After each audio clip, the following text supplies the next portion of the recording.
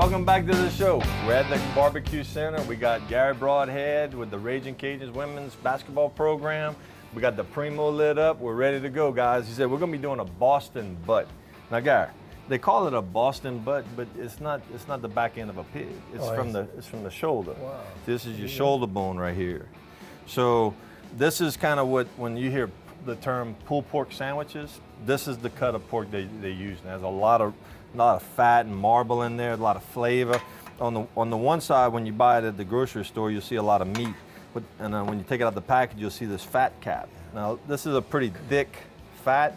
Some of that will melt off when you're slow cooking it. Some people don't want that fat. They'll actually come in here and just trim all that fat off.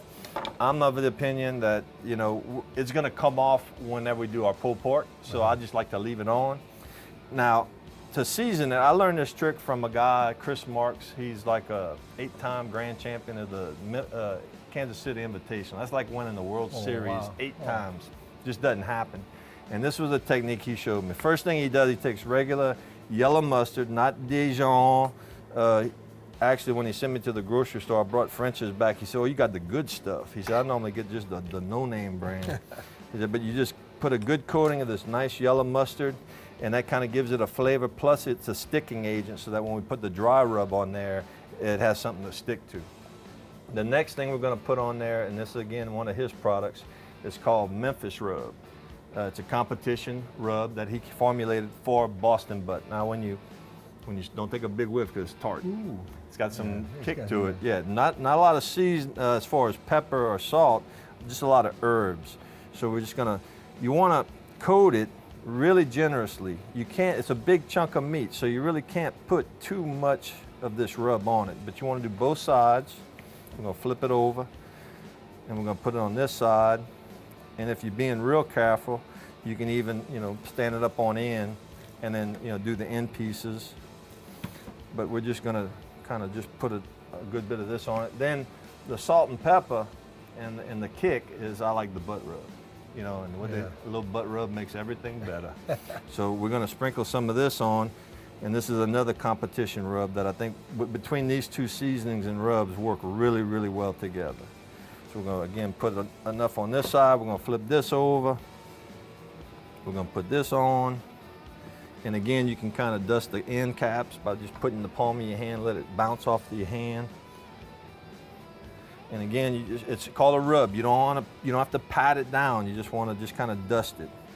Then what we're going to do is we're going to take this and we're going to put it on the grill, and we want to smoke it.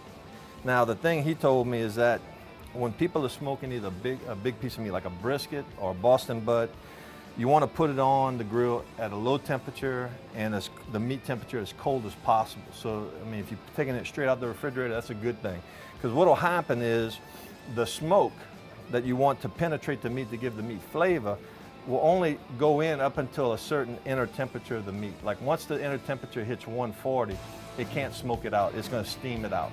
So we want to bring up the meat temperature real slow, and then to do that, we're going to bring up the grill temperature. We're going to keep it real, real low. So we're going to take this on, and we're going to put this on the grill. And if you notice right here, I have a plate, which is called an indirect plate. So that I got coals directly underneath there. It's not going to come right up into the meat. It's going to radiate around that plate. And so I'm cooking indirectly. And you see them two pieces of wood right there? That's peach wood. Just chunk that in there. And whenever you close this on this ceramic grill, you have total control. If I want to kick up the temperature, I mean, if I open this up, in no time, you're flowing that air through them coals, that temperature is going to climb real fast. But we don't want to do that. So we're going to just close this down a little bit, close this all but closed, and that's going to give us about a 250 to 300 degree temperature, and that's what we want. So why don't we go ahead and throw it to commercial, and when we come back, we'll talk a little bit more basketball. All right. That sound good? Y'all don't go nowhere. We'll be right back.